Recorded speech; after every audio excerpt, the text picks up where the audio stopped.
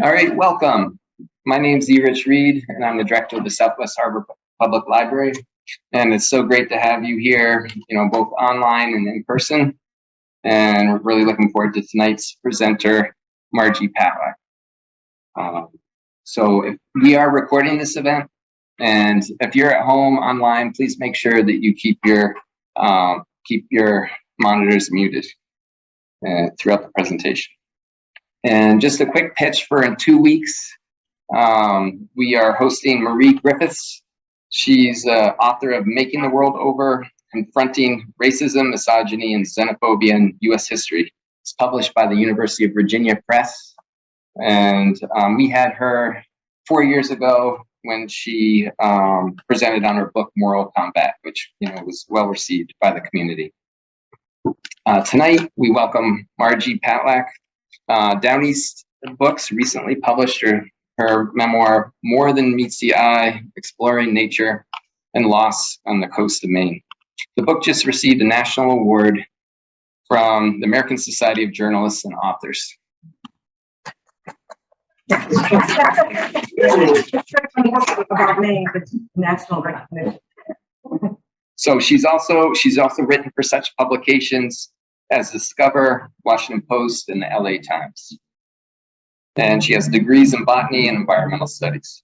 So we have the book for sale, after the event, and she's game to sign it. Any of you on online audience, if you want to reserve a copy and would like a signed copy, just send Chrissy, who's out facilitating the online, just send her a message and we'll have you covered. So thank you, Margie.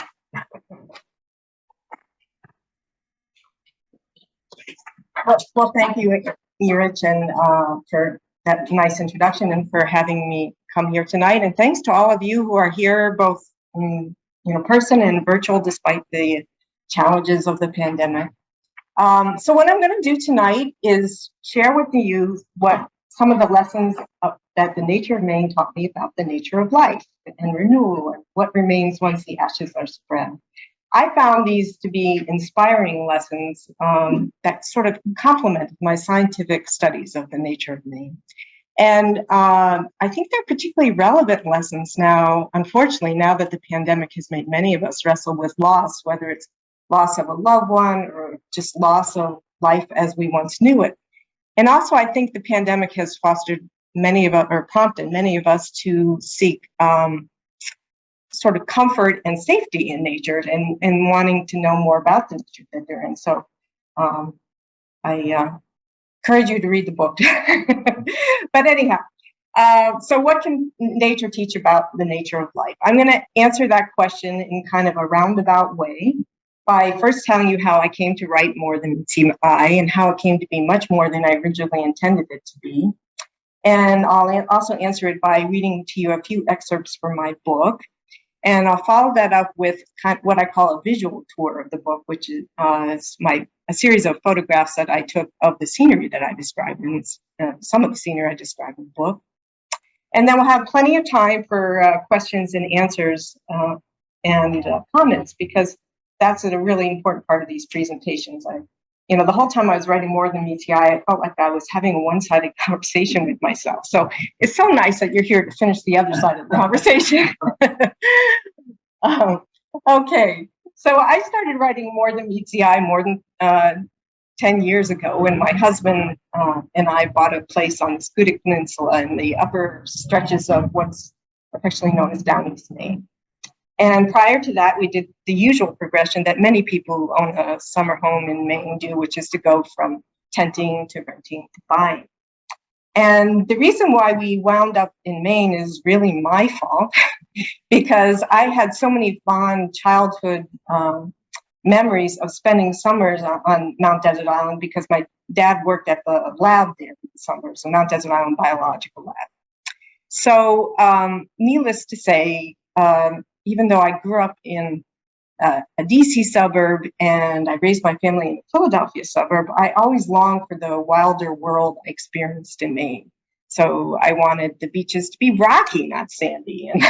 And I wanted there to be vast forests where wild creatures would come out and surprise you. And I wanted to swim in the expansiveness of the bay rather than be confined to a Lapland swimming pool. So I was thrilled when we finally bought our place and really eager to learn more about my new environment. I've always been kind of a perpetually curious person. So when we started spending our summers at our new place, I had lots of questions like, I see these big puffy clouds on the bay, but they're not bringing me rain. Why is that? And they say that there are moose in our forest and they're supposed to be so big. How come I never see them? Or, where do the animals go in winter in Maine and how do they survive the cold weather? So I find the best way for me to learn something new is to research and write about it. That's what I did for more than 30 years, writing articles about various topics for newspapers and magazines. So when we started spending our summers in Maine, I started devoting a portion of our time there to researching and writing about my new environment. So for example, I wrote about the basic biology of the moose and the foxes and the porcupines and the fishers, my new neighbors. And I wrote about thanks to the bronze here, I wrote about the geological forces that thrust up the mountains in Acadia and gave us our wonderful blueberry barrens and bogs. And I wrote about the astronomical forces that shaped our dramatic tides that we experience. And to give you a sense of some of that early writing, I thought I'd start off by reading to you from a section of my chapter called Unseen Worlds. This chapter is mostly about what various lenses like microscopes, telescopes, and binoculars can reveal and how they can connect you to a much bigger realm than you can see with your naked eye. But the portion that I'm going to read to you from that chapter is about this amazing bioluminescent kayak ride that was guided and that my husband and I took in Castine, Maine. So, let me just find it. Oh, okay, great. Karen, our tour guide for our night kayak ride in Castine, Maine, is a fit woman with a long black French braid just starting to go gray. While we sign release forms in her Cedar Shack office, she enchants us with luminous tales. One time I went swimming at night and each step into the water created saucers of light around my feet, she tells Frank and me, another couple and two young women. Just the movement of your paddle in the water will create sparks. Sparks in water? Surely fire cannot exist within water. She explains that many dinoflagellates, those ovoid creatures with tails zipping around under my microscope like circus clowns, have an enzyme that makes a phosphorescent glow. It is the same enzyme that makes fireflies light up. Karen tells us you can see a lot of bioluminescence in the nutrient-rich portions of the bay in Castine we'll be exploring, but it's also common in most oceans and bays. Of course, it changes day to day. Sometimes we see lots of bioluminescence, and some nights we don't see much of anything, Karen says.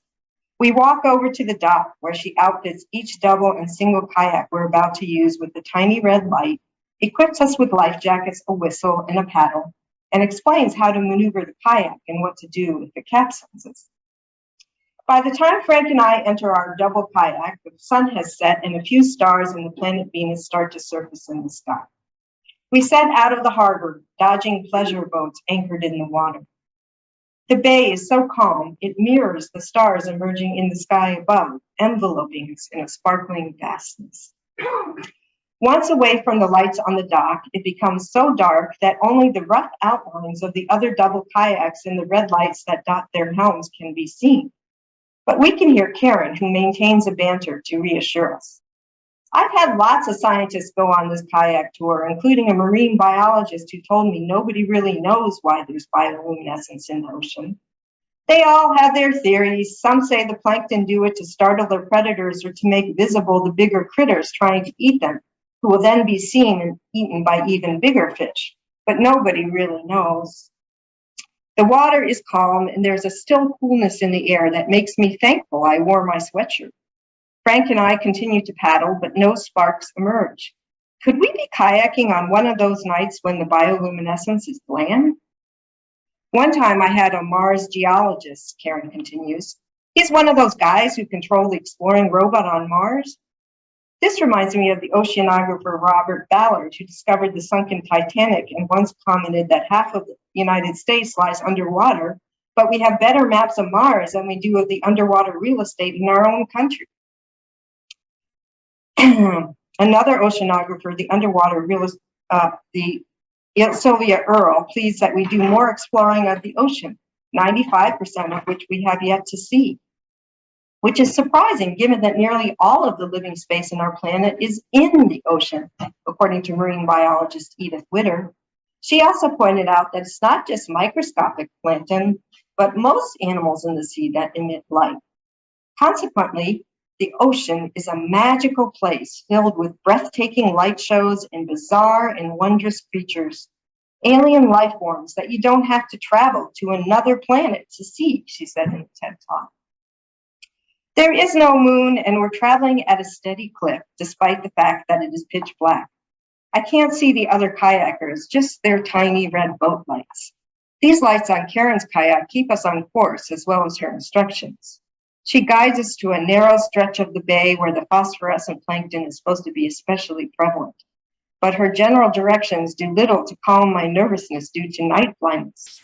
Keep to the left here, you might hit a rock, she calls out, and Frank adjusts his steering, narrowly missing a boulder, making me shudder.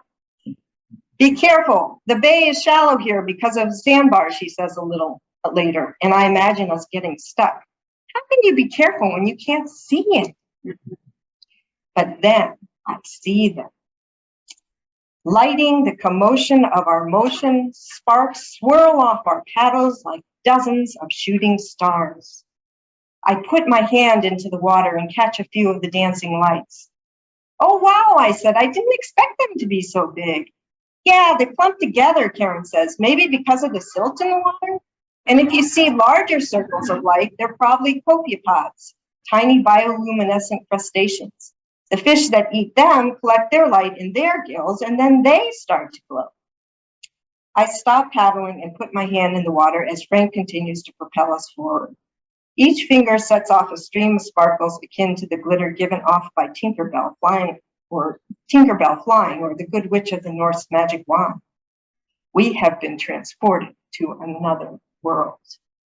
It's as if they wanted to lure the enchanted observer into a realm of fairies, one person wrote about his encounter with phosphorescent creatures in the sea in a letter from 1853. I certainly am enchanted and backpedal to splash harder and spark more of these fireflies of the sea, but Frank starts to complain that I'm slowing us down and we're too far behind the group. So I compromise, submerging a few fingers, mesmerized by the trail of light that follows them. We catch up with Karen, who guides us back to the pier. It's quiet and dark, except for a bar called Dennett's. After we pull the kayaks up onto the dock and before returning our equipment, Karen asks us for feedback. So what do you think, guys? Was it what you expected? It was more than I expected, I say, and one of the young women adds, we saw things out there most people will never see. I know what you mean, Karen responded. One night, I was the only one out kayaking the bay. Not only were there lots of stars and bioluminescence, but the northern lights were dancing across the sky. But everyone was drinking inside Dennett's bar and missed it all. I wanted to shout out to them, come on, see this, guys. You're missing the greatest show on earth. A few days after the kayak tour, I tell my friend Art about our astonishing encounter with bioluminescent light. Art is a lobsterman who fishes in our bay much of the year. Oh yeah, I see those sparks in the water every time I oar back from my boat if it's late and it's already dark. I see it all the time. He sees it all the time in our bay. What else am I missing?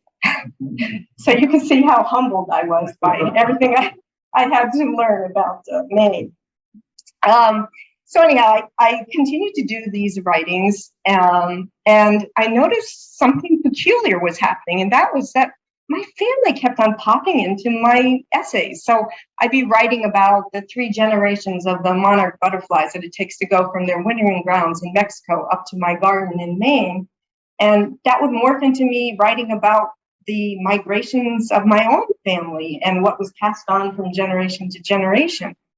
Or I'd be writing about the dramatic tides we have. We have 13-foot tides up where we are, and how they shape the daily activities of people there. And that would transform into me writing about the ephemeral nature of time and the rather speedy nature of raising my son Jake.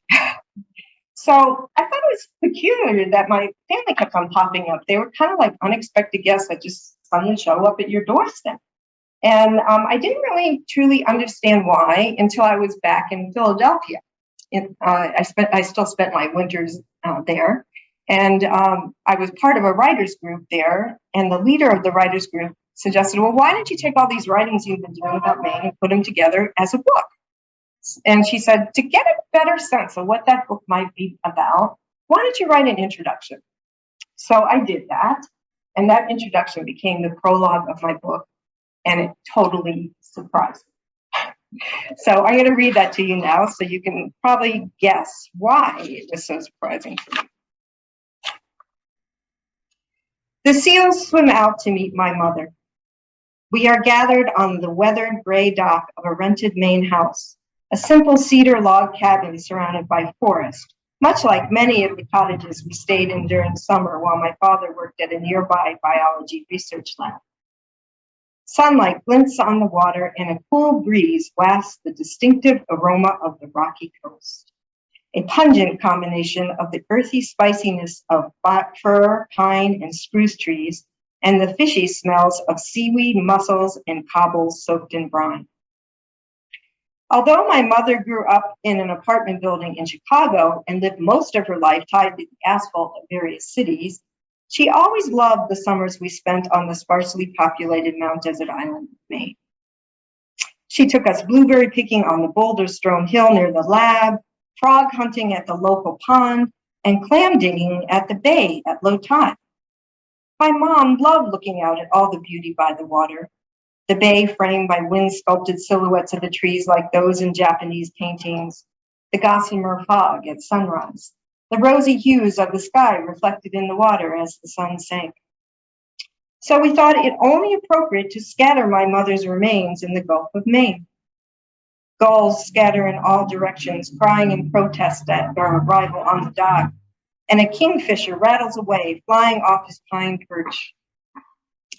Reflected clouds drift through water dotted with the bobbing buoys of lobster traps. On a distant rock outcropping, a cormorant stretches out its large black wings like a cloak. Overshadowed by the looming mountains behind us, our family huddles on the creaking wooden platform, dwarfed by the backdrop of the expansive blue bay. Both my balding brother and elderly father rest heavily on their canes, while I take a folded piece of paper out of my jeans pocket and quote from a condolence letter Albert Einstein wrote to the widow of a friend. In quitting this strange world, he has once again preceded me by just a little, I say, wondering if Einstein's notion that time is an endless loop with no distinctions between past, present, and future resonates with my gray-bearded brother and father, both of whom have degrees in physics. A pair of loons responds with sonorous laments.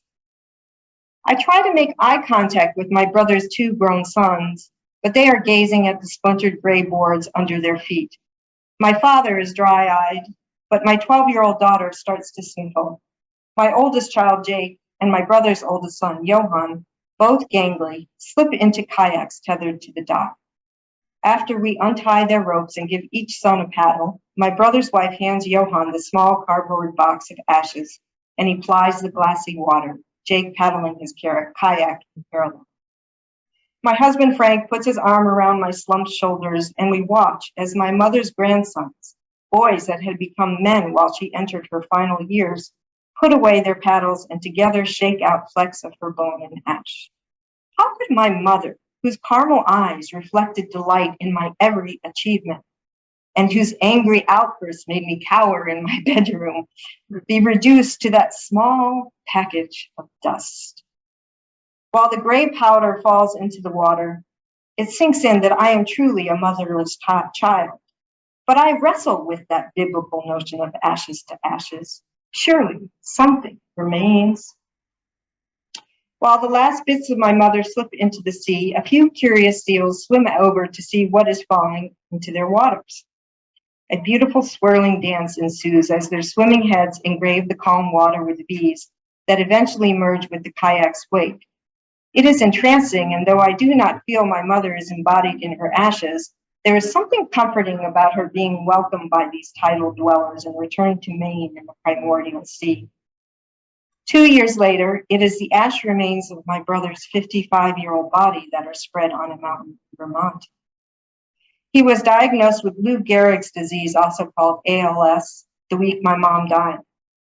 Just a few months after we gathered in Maine, my brother became confined to a wheelchair and quickly lost the ability to move most of his body. From the moment my mother was diagnosed with metastatic cancer to the time my father died 10 years later, death lapped at the edges of my family like an incoming tide that quickly submerges the small islands it encounters. Propelled in part by my brother's death and a deepened awareness that life can be short, Frank and I decided to make the most of our own remaining months. We took the plunge and used proceeds from the sale of Frank's business in Philadelphia to buy a 5-acre slice of a northern Maine forest and bay with a cedar, mahogany, and glass Frank Lloyd Wrightish house my mother would have loved. We started spending summers there, and after our daughter went off to college, falls as well. Frank always had that business instinct of buying low and selling high, and saw having such a house on the coast of Maine as a good investment. I saw it as an emotional lifesaver. So I think you could probably see why I was so surprised, because here I thought I was writing a book about the nature of Maine, but I was also writing about the nature of life and venturing into spiritual territory with questions like what remains once the ashes are spread that no amount of scientific research I could do would ever be able to answer. So it was pretty much at that point that I started to observe everything I experienced in Maine with both a spiritual and a scientific lens. And I realized that what I was learning about loss and how to heal from it from nature could help others who were dealing with the same issues. So I decided to polish and publish the book. And that's how we ended up with this. All right, so now I'm going to read to you from my chapter called Matriarchs and Monarchs, which is about a lesson on the nature of life that a monarch butterfly taught.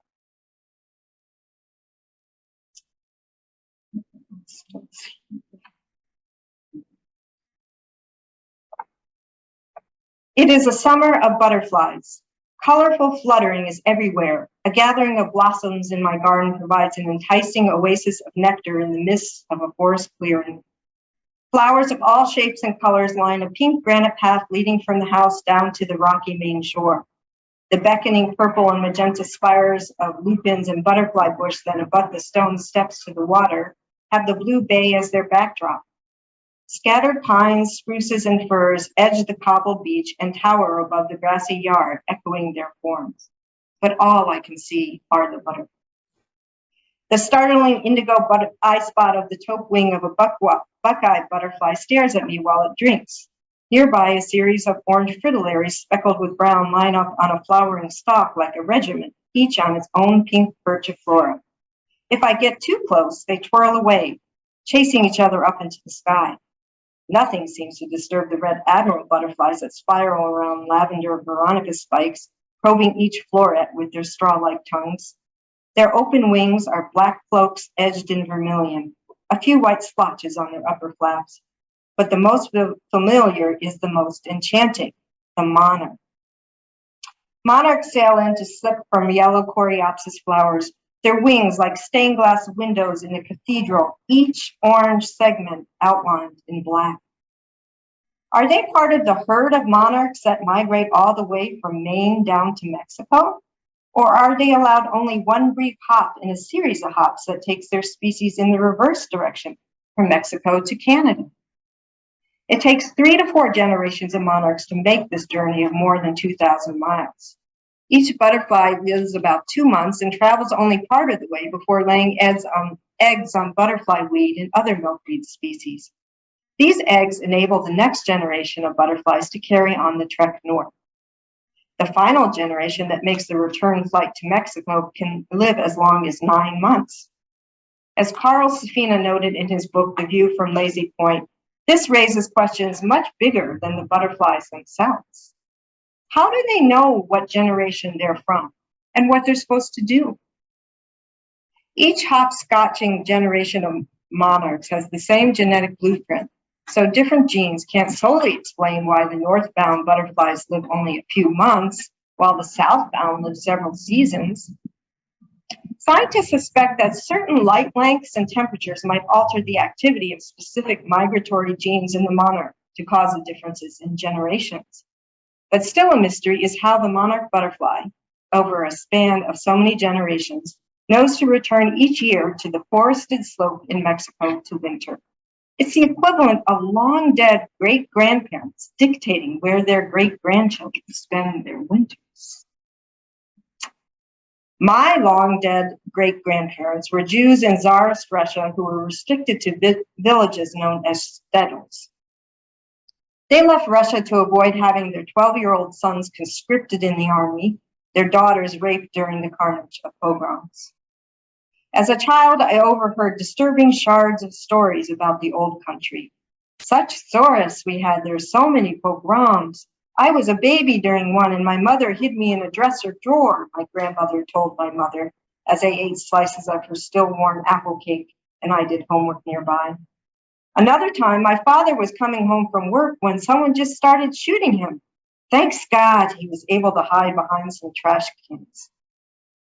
Like the monarchs who hopscotch their way across the globe to find better opportunities, at the turn of the 20th century, my great-grandmother and her family packed a few belongings and embarked on a voyage to England and then to America, where 50 years I would meet her.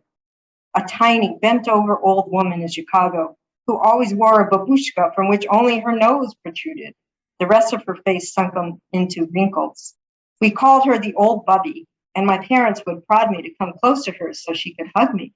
But I shrank back from this shriveled-up woman who so resembled the witches in my picture books. The monarchs I'm seeing on the move are probably northbound and have laid eggs in my garden. Shortly after they arrive, I spot the telltale bright yellow, black, and white stripes of monarch caterpillars contrasting like crosswalk markings with the green leaves of the butterfly weed plants they eat. Monarch caterpillars take only 4 days to hatch from eggs, and when I first discover them, they're as tiny as a thumbnail. But after a few days of continually devouring leaves, they grow to be as long as a thumb.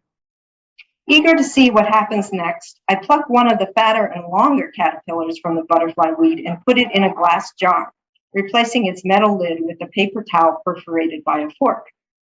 I add some butterfly weed leaves, which disappear each day into the caterpillar's mouth. My daughter asked me if we might be harming the caterpillar by holding it captive. Will we disrupt its natural passage into a butterfly? I explained to Eva that as long as we keep the caterpillar supplied with the leaves it has evolved to feed on, we won't stop it from unfolding into a butterfly any more than we could stop a woman in labor from giving birth. A few nights later, the caterpillar stops eating, and before going to sleep, I notice the caterpillar has climbed to the top of the jar where it hangs motionless from the paper towel lid. The lower end of its body curves so it resembles the letter J. Checking the following morning, I discover no caterpillar but a chrysalis, a surprisingly smooth chartreuse pendant dangling at the top of the jar from what was recently the last pair of its black legs, with a striking bracelet of gold edged with black encircling its conical top. Promise me you'll take the candlesticks, my mother said the day she stopped eating. Her pale face, framed by short cropped white hair, was gaunt from the cancer consuming her, revealing high cheekbones that had been hidden for years and sinking her large contemplative eyes into a skeletal frame. I told the old bubby I would pass them on to you. My great-grandmother had brought these silver candlesticks from Russia, and I always admired their ornate swirls of etched leaves, emblems of the earth that grounded these objects of piety into nature. Once used to beckon the Sabbath into the old bubby's home, The light from these candlesticks eventually had welcomed major Jewish holidays into our own household. I reassured my mother that I would take the candlesticks and even promised her I would have Eva polish them, like I once did before every Passover. A few days later, my brother closed our mother's eyes for the last time and wept, his shoulders heaving. The workers from the funeral home came and carelessly carted her away, cocooned in a black body bag, leaving behind a profound emptiness. I brought the candlesticks home that night and wrote my mother's eulogy, marking her passage by noting each important step she took. Attending college in the 40s and marrying my father, having 2 children in the 50s, teaching at Head Start in the 60s, going to grad school during the 70s, and starting a psychotherapy practice during the 80s. It was a full life, but she wasn't ready for it to be over. Look at all those books I'll never get to read, she said shortly before she died, pointing to a stack next to her bed. Maybe you'll want to read them after I'm gone. Once my mother died, the limits of her life, of all our lives, became apparent. Each of us carries out a mere step or two that moves our family forward in time. My great-grandparents took a big leap coming to this country and then worked long hours as a tailor and homemaker so that their son could become a doctor and their daughter, my grandmother, could live a much more secure and comfortable life than the one she left behind in Russia. It's not just the candlesticks that get passed from one generation to another. My mother handed off her gift of life with all its unfinished business and imperfections to me, and I will in turn hand off the same gift to Eva. There's just so much each of us can accomplish in one lifetime. But the seemingly impossible becomes possible when all the generations are strung together, each of us playing a humble role in a magnificently evolving lifeline. The monarch knows this instinctively. Okay, I should mention that when I did this reading out on a Zoom talk that I did for the Camden, Maine Library, it was at the end of the day, and I was sitting in my dining room, and the candlesticks were behind me. And right when I got to the passage where my mother said, "Take the candlesticks," this beam of light came down and focused right on the candlesticks, and everybody's writing in the chat box. I didn't know it was happening because it was happening behind me, but people felt like my mother was with me at that point. Well, this chapter goes on to answer more fully what remains once the ashes are spread. And now I'd like to turn to another chapter that answers the question of what remains once a grown child leaves home. So this chapter is my Tug by the Tides chapter. And much of this chapter is actually about the biology of the intertidal zone, but this is the section that's about my son. The powerful pull of the moon is especially apparent on the Maine shore, where it creates 13-foot tides that routinely fill and empty bays and determine daily rhythms of activity. On my cobbled U-shaped bay, the underwater real estate opens up twice each day, revealing denizens with just a few hours to make the most of their temporary stay on land. Some scurry about like tourists released from a cruise ship. One adventuresome crab, venturing sideways as far as the ledge that abuts the bay, was surprised to encounter a landlubber in an Adirondack chair. Snails hunker down in their shells or roam in tidal pools where they are shielded from the dry air until the sea washes them again. Snails and crabs aren't the only ones exposed by the tug of the moon at low tide. It also creates ephemeral passageways to teardrop islands in the distant sea. At a local beach at high tide, a wide swath of ocean separates you from one of these tiny islands, which beckons with its outcroppings, topped with jagged jades of conifers. But if you are fortunate to be there close to low tide, within minutes, a triangle of pebbles, periwinkles, and cobbles suddenly appears next to the linear shore and points to the distant island. Like Moses' parting of the Red Sea, this arrow of emerging land quickly spreads wider and longer until it forms a crunchy barnacle-lined passageway to the previously inaccessible Bar Island. At this point, and no longer, you must walk this bridge of stones to explore the island, because after a mere hour, the sea will seep in and surround it again. If deaf to the ticking of the tidal clock, I miss the limited time there is to climb Bar Island's basalt boulders, which resemble beached whales, and admire its driftwood sculptures and trees shaped by the wind. After biking the sinuous road to the entrance of the forest beach path, gingerly walking weathered boards over the boggy ground leading to the cobbled shore, and finally broaching the sweet-scented wild rose bushes edging the beach, I often discover the ephemeral land bridge to Bar Island has vanished underwater. The tide has turned.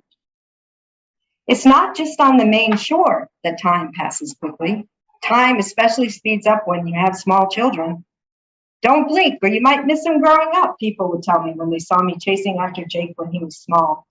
But I was too busy addressing the ever-present and pressing demands of a small person, a diaper change, an earache requiring a doctor's visit, a trek to the park so Jake, like a dog, could run off his boundless energy and satisfy his need to explore.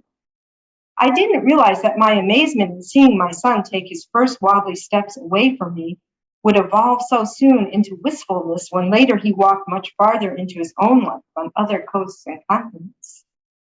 I tried to slow down and savor the world as seen through Jake's eyes, his magical thinking that a new pair of sneakers would make him run faster, his imagination turning shadows into roaming monsters and sticks into swords that cut them down, his delight in the ordinary. A bobbing balloon or a chirping cricket would bring him so much pleasure.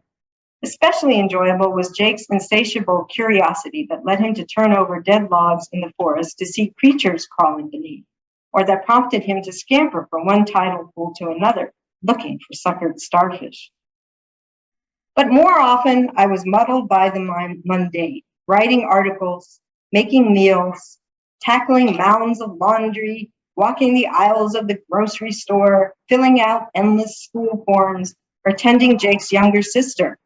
There was not enough time to enter his wondrous world, except for a few notable milestones such as riding a bike, driving a car, or graduating high school. Jake grew up without me fully noticing. One minute he was pleading, "Carry me," as we walked up the large hill between the library and home. And the next minute he was navigating the Tokyo subway system on his own. The tide had turned. The quintessential tale about tides is that of Viking King Canute, who was raised on the shores of the North Sea that surround Denmark. Canute went on to not only rule his native country, but also Norway and England. Legend has it that Canute's courtiers came to admire his power so much that they claimed he also had the power to command the tides of the sea to retreat. But Canute knew to be humble before the sea that cradled him, to show all that even a king's power is worthless compared to the forces of nature. Canute had his throne carried to the seashore and sat on it as the tide came in, commanding the waves to come no further. Of course, the waves splashed closer and closer, sending up sea spray. When water swirled around the legs of his throne, Canute supposedly said, "See there? There's no king worthy of the name of God whom heaven, earth, and sea obey." Canute knew that the tides are a rhythmic force of nature that cannot bend to the whims of a man, even if that man wears a crown on his head. A king cannot stop the swelling of a tide, just like a mother cannot stop her son from growing up. The constantly changing tides were also an eye-opener to me when I started spending summers in Maine. To go swimming or kayaking, I have to stop working at high tide. To collect sea glass or explore the islands, I need to close my computer at low tide. Like King Canute, I am ruled by the immense uncontrollable power of the tides, and I try to match my rhythms of work and play with the ebb and flow of water that follows the moon. This way of marking time makes me more aware of time passing and the need to make the most of every moment. Yet I also recognize that the tides won't care whether I make it to the islands or the celery-colored grasses of the marshes. They will come and go, spread out and suck in, keeping the planetary breathing rhythm, the endless time clock. For as the poet Mary Oliver noted, in water that departs forever and forever returns, we experience eternity. Nature will go on without, which somehow is comforting. The phone rings and I hear the deep voice of my son, who has gone on without me to live far away on another coast. Many moons have ushered him into adulthood, but Jake hasn't lost his childlike curiosity about the world around him and tries to make the most of his temporary stays wherever his job takes him, exploring each location like a zealous crab scurrying about the Maine shore at low tide. When he moved to California and close to deserts emptied of city lights, Jake bought a telescope and became especially attuned to the moon's rhythms, purposely timing moon and stargazing trips to the lunar cycle. Now, deep in his 20s, Jake follows not only our moon, but the moons of Jupiter and other nearby planets with his telescope. Although I wish he were here exploring the shore with me, I enjoy seeing other worlds through Jake's eyes. A friend related to me with some distress that adult children were like wandering pieces of yourself over which you have no control. As I told Jake when he was in high school, worrying about his welfare was part of my job description as a mom, and explained why I couldn't sleep well at night until after I heard his key turn in the lock of the front door. But I learned to get over the years that we spent apart, to appreciate Jake's adventuresome nature, which led him to visit more than a dozen countries and return with tales of spinning Sufis, Egyptian pyramids, Somali pirates, and almost freezing to death in a hut in the mountains of Croatia. And I've come to accept the temporary nature of the years he spent living with us, recognizing his childhood was borrowed time, for as the Lebanese poet Khalil Gibran pointed out in The Prophet, your children are not your children. They are the sons and daughters of life's longing for itself. They come through you, but not from you, and though they are with you, yet they belong not to you. He stressed that the souls of children dwell in the house of tomorrow, where you cannot visit, not even in your dreams. So parents must view themselves merely as the bows from which your children, as living arrows, are sent forth. Like the perpetual tides, my children will live on without me, will sow our lineage far into the future, which somehow is comforting. A rabbi told me that mothers are closest to their children when they are newborns and recently separated from these beings that once were a part of them. Not used to this separation, mothers see their babies as extensions of themselves, and perhaps this explains in part their intense protectiveness. But there is also something to be gained in the ebbing of the parental pull that occurs as your child grows. The essence of a son or daughter can only be seen at a distance. When viewed too close, it becomes obscured like a pointillist painting. The moon was awesome the other night, my son tells me on the phone, describing all the craters he could see with the aid of the powerful lenses of his telescope. I know, I said, looking out my windows at a bay emptied of water pulled by the full moon. I know. So that'll be the last thing I'll read from my book. I do have a final chapter called Fall Migrations, where I describe the amazing massive migration of all the dragonflies and moths and butterflies and birds that happens each fall once the cold weather ensues and they head south. And as I'm contemplating my own migration south to Philadelphia, I sum up all the lessons learned from my sojourns in Maine and sum up my philosophy that is so rooted in nature and helped me heal from my losses. But rather than read from that, I hope you'll get the book and read it yourself. The book is available in this library and many other Maine libraries and Maine bookstores. And you can also order it online from like bookshop.org, which supports independent booksellers, or Amazon.com and BarnesandNoble.com that doesn't. And I'll be selling them here at the end of my talk. So now, technology permitting, I'm going to switch to using this computer and doing a slideshow of my pictures. I should mention that in June of 2020, Wondrous and Wild, Nature's Design on the Coast of Maine is going to be published by Downey's Books, and that'll be a book of my Maine photos. So you might want to look out for it when it comes out. Okay, so to get it to, I want to go with the arrow. Okay, great. Okay. All right, well, this is taken at the top of a mountain in Acadia. That's my husband making his way down. And I think it illustrates well the amazing topography we have here on the coast of Maine, where the mountains and forests and the ocean are all in such close proximity. Oh yeah, I can just do the arrows here. Let's see. There. And you know, 90% of Maine is forested, which this shows as well. And this was taken in the Scudic part of Acadia at a place called Raven's Nest that some of the locals know about, but you're not really supposed to go there because it's kind of dangerous. But it's beautiful.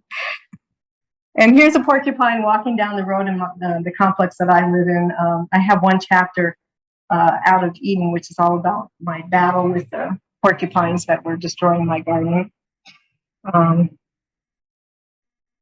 And this is the fox that I wrote about in my chapter, Out Fox, also walking down the side of the road.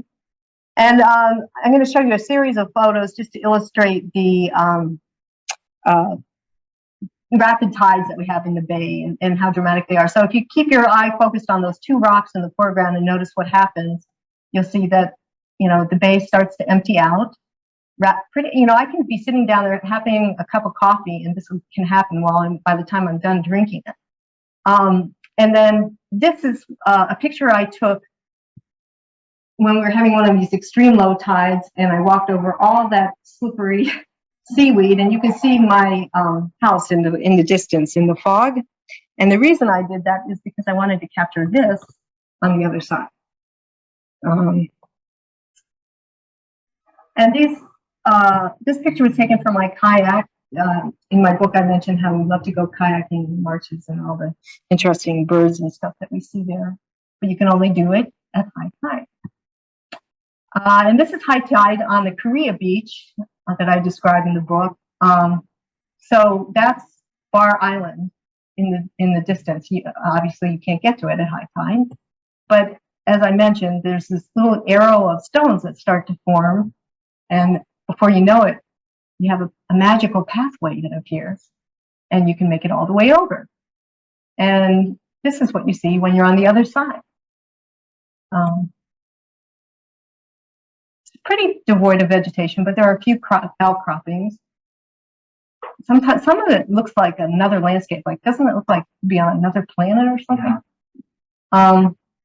And this, of course, is my beloved monarch caterpillar. It's on the butterfly weed in my garden. And this is the chrysalis that it formed when I brought it inside with that amazing necklace of gold.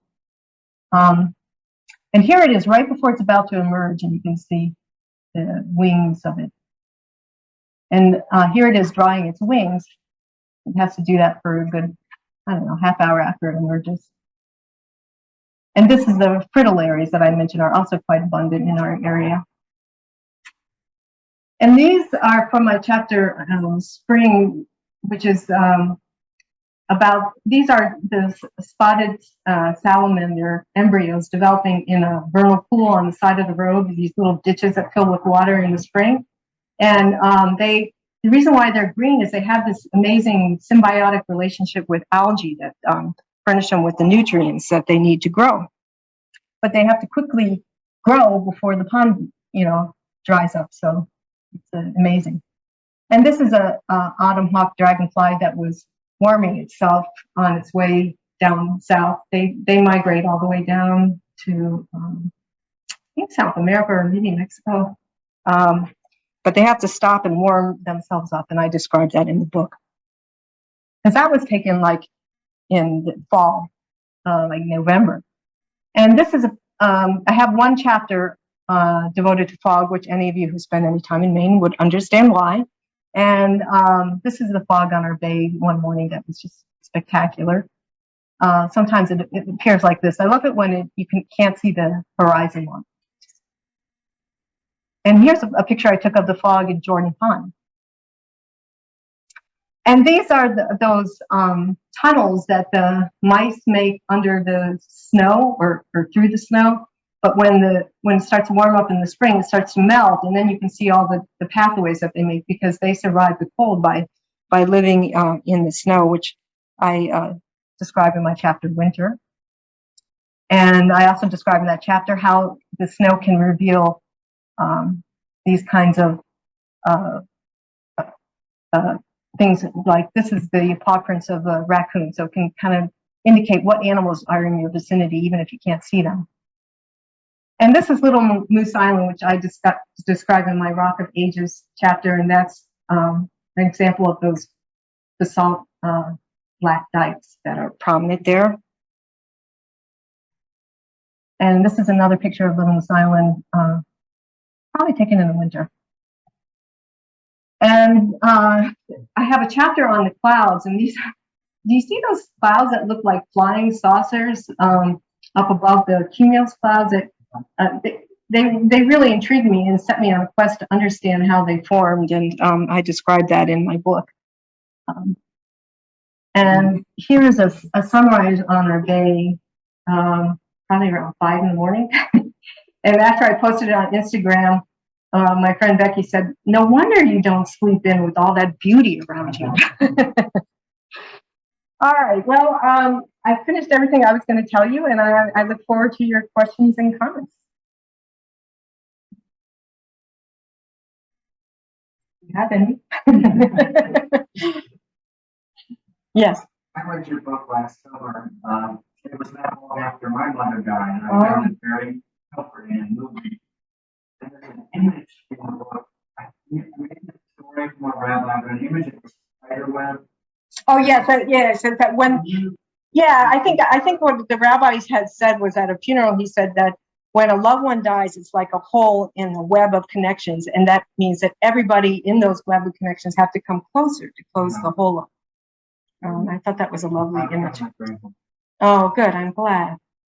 Yeah. Like I said, one of the reasons I decided to publish it is I thought maybe it would help other people.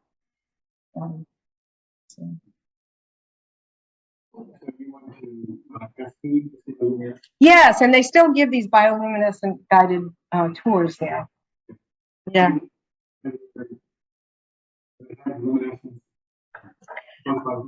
Yeah, they actually have it a lot of places. That it's wherever it's very nutrient rich and isn't well circulated. And at certain times of year, you see it more so than others. But often, if you are by the water and you go out at night, you can see it. If you spot, you have to agitate the water. If your bay is relatively calm, you're not or on a calmer period water. But yeah. And it's just remarkable. I highly recommend the tour. After I get to talk to the Camden library, the librarian said, "I'm going up. I just signed up for it." So, yeah. If you do have a Zoom question, I think if they talk, you should be able to hear them on the TV. Oh, it looks like Ingrid would like to ask a question. I don't know if you want to ask her. You probably can't hear me, but if you want to ask her to ask the question. Oh, yeah, Ingrid, can you ask your question? I didn't actually have a question. Can you hear me? Yes. Okay, good. I just wanted to thank you for this incredibly beautifully written book. It is just, I cannot describe how much it resonated with me. Your descriptions of nature and the connection of the human spirit. It really resonated me, especially the chapter on fog. And I'm not finished with the book yet. I'm really looking forward to finishing it, but I just wanted to thank you so much for this beautiful, beautiful book. Oh, well, thank you for your lovely comments. Yeah, the fog chapter was one of the more popular ones. We get lots of fog. Would you come up in 2009? That was a super foggy summer. It was, and it was one of those days, summer, where every day until about 3 in the afternoon it was densely foggy. And I remember people coming up to us, new neighbors that were meeting, and they were saying, it's not like this normally, because it was like a good month of that. And of course, the mosquitoes were loving it, and we were getting eaten alive. And I thought maybe we didn't do the right thing, but that was a brief.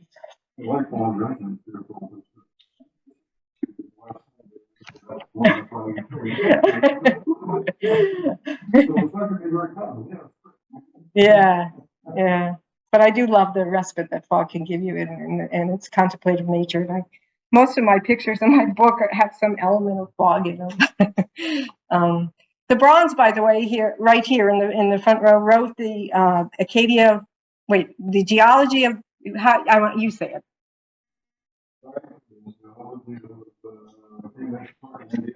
Yeah, which is a wonderful book that I highly recommend. That was served as the basis for my chapter on Rock of Ages, and they were also kind enough to review it for accuracy. Tell us a little bit about your upcoming book.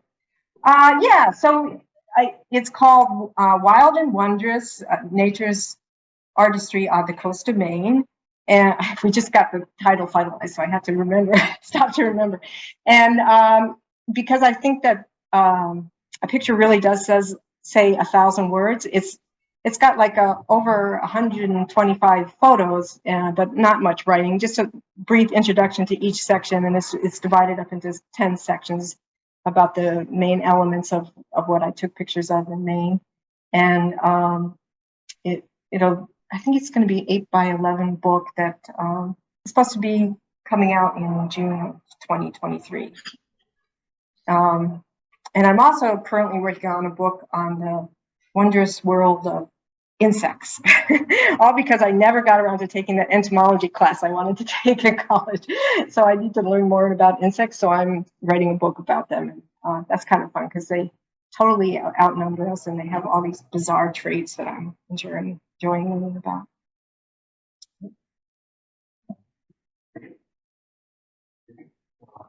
Thank you so much for it's a remarkable book, and it's so great to have you here. And we also have a copy on the cloud library, so if anyone wants a digital copy. Yeah, great. And any of you online would like to reserve a copy, let Chrissy know. And yeah, anyone wants to chat a little bit or purchase it.